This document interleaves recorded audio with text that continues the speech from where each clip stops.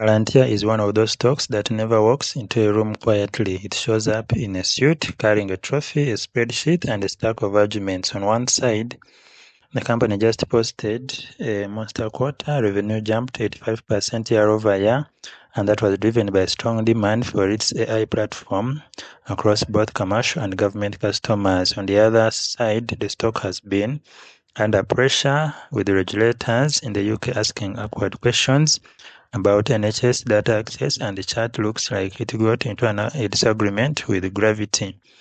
So this is not a simple great company by the deep story. It is more like great company premium price, nervous market, and a chart that keeps clearing its throat. That combination is exactly why Palantir is so fascinating right now.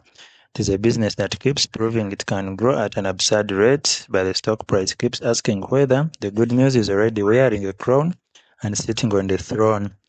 The quarter was not just good, it was loud. Let's start with the number that made everyone sit up straighter.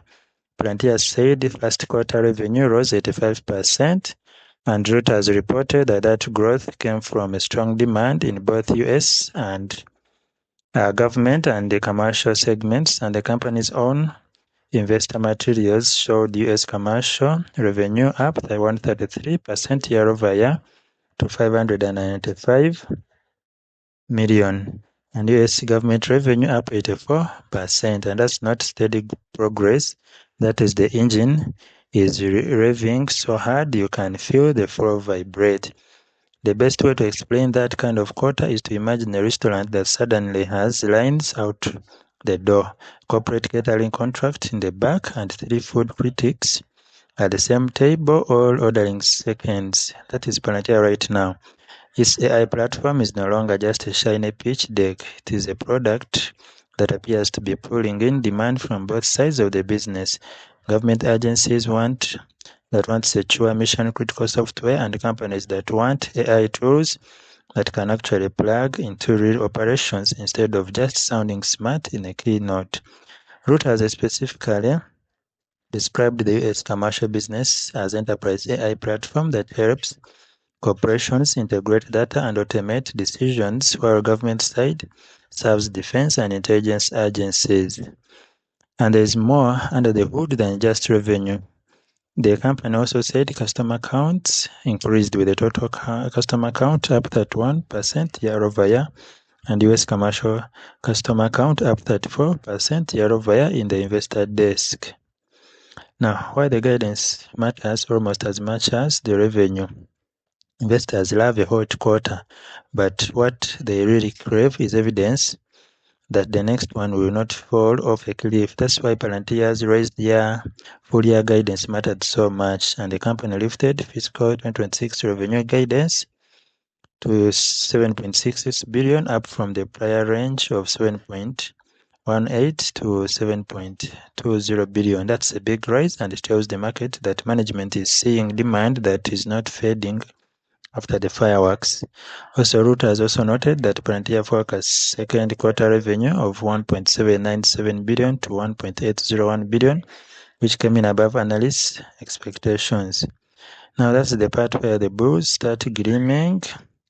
The company does not raise guidance that aggressively unless it has a pretty strong view of its pipeline, bookings, and customer demand. It is like a coach saying, we are not just winning the game, we still think we can score in the next quarter too. So, now the UK or NHS issue, the kind of headline nobody wants in the middle of a rally.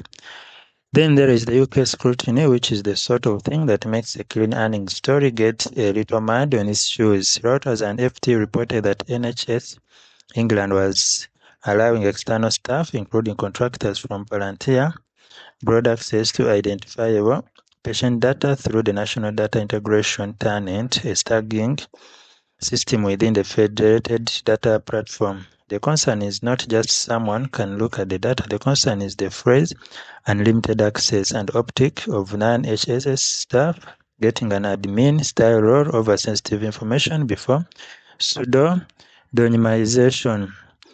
This matters because Palantir's business is built on trust, security, and high-stakes data handling. When the company is tied to NHS data debates, The issue is not just technical, it becomes political, ethical, and emotional all at once.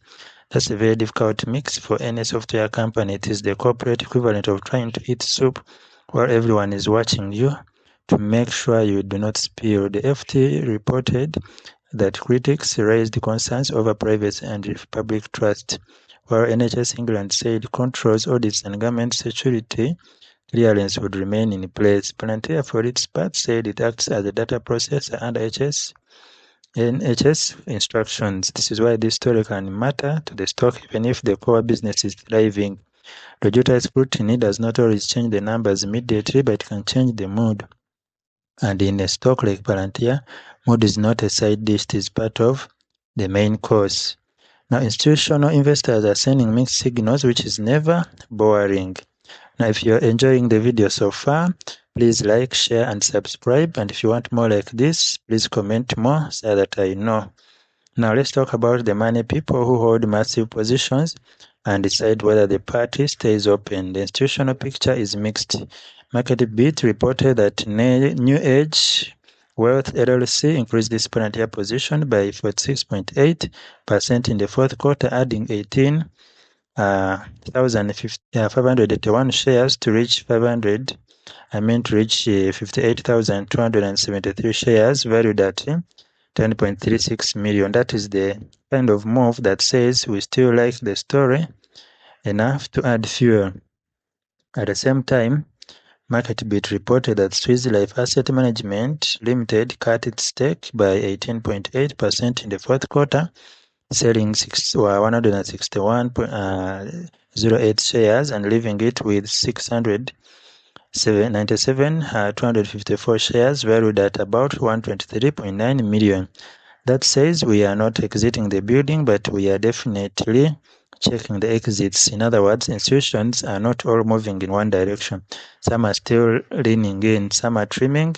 That spirit is exactly what you would expect when a stock has both exceptional growth and valuation that can make even seasoned investors reach for a calculator, a stress ball, and maybe a small prayer.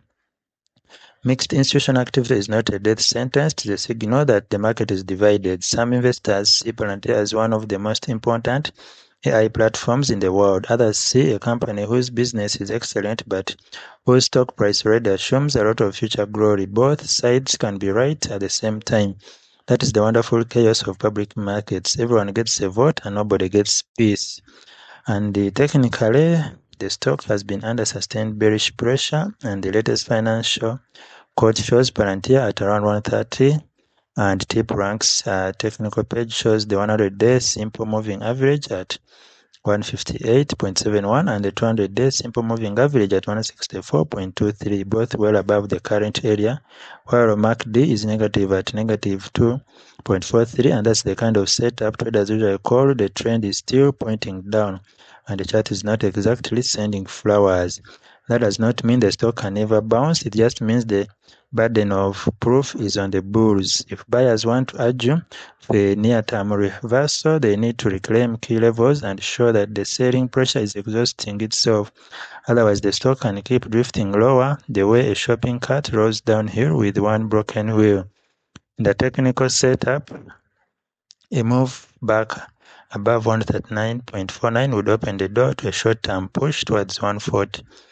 While weakness below 134.8 could point back towards 130.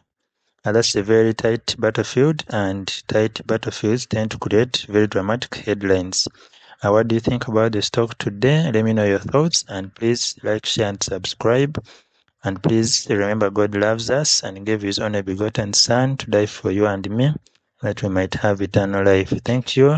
May God bless you.